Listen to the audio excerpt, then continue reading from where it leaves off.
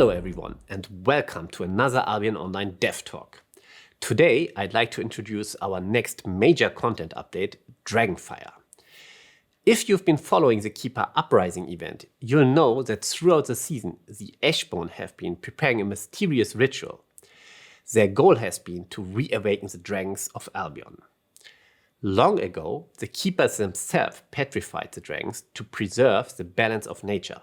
But as adventurers spread across Albion and claimed more and more of its resources, the Ashborn came to believe that mankind had become such a threat to the balance that only the dragons could restore it.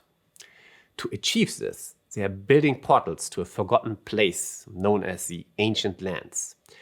The ancestors of the Keepers once lived there, and dragons ruled the skies thousands of years ago. With the launch of Dragonfire, these portals will begin appearing throughout Albion.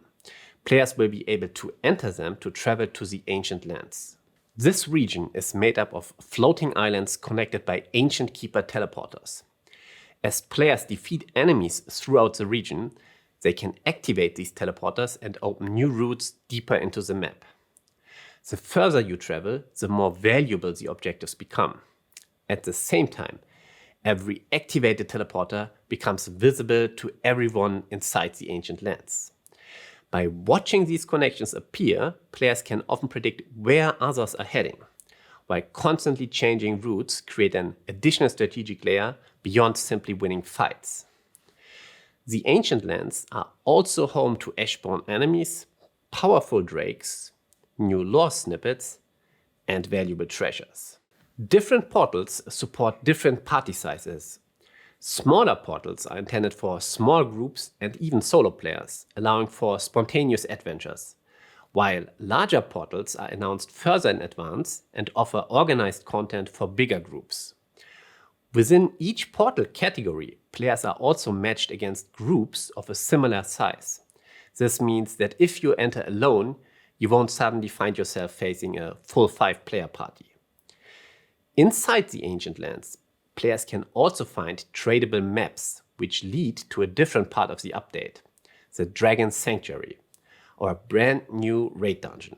The map works similarly to other dungeon maps in the game. However, only members of your party can enter the dungeon entrance, so hostile players can kill you on the way to the dungeon, but they can't follow you inside. Unlike the Ancient Lands themselves, the raid is entirely PvE. This allowed us to design challenging bosses that fully expect players to bring optimized equipment and coordinate as a group.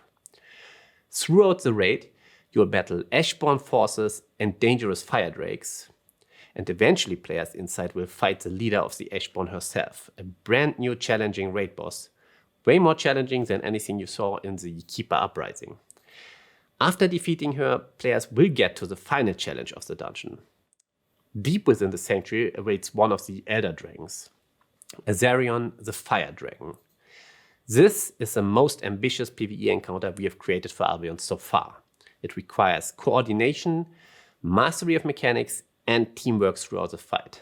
But above all, it's exactly what many players have wanted to experience for a long time, an epic battle against a giant dragon. Of course, reviving the dragons doesn't only affect the Ancient Lands. As Dragonfire unfolds, dragons will begin attacking Albion itself. On the Royal Continent, dragon attacks occur in the open world with very little warning. Everyone nearby can join the encounter, and rewards are generated for every player who contributes. This means that even solo players can jump into the fight and earn rewards for helping. In the Outlands, these attacks can also occur anywhere in the open world, but they have a much longer announcement time. This gives guilds enough time to prepare their forces, contest rival alliances, and battle for control of some of the update's most valuable rewards. Whether you prefer adventuring alone, playing with a small group, or fighting alongside an entire guild, we wanted dragons to become exciting encounters for players across all types of gameplay. Naturally, Dragonfire also introduces a large collection of new rewards. Dragon bones and dragon wings can be used to craft an entirely new dragon armor set. Of course, each armor piece comes with its own unique ability. In addition, Dragonfire also introduces a range of other new items like a new potion, food crafted with a new fish, and dedicated players can even earn a new vanity set. Finally, there's one incredibly rare reward that can only be dropped when slaying Azarion himself: the Drake Egg.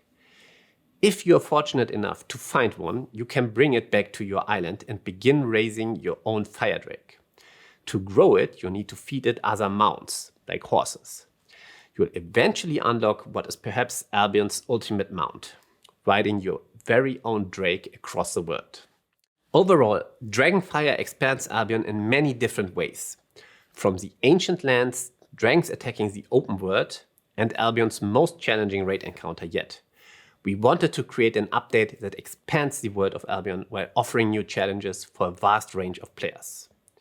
We hope you will have a great time with this update, and we can't wait to see you explore the ancient lands, battle Azarion, and discover everything this update has to offer.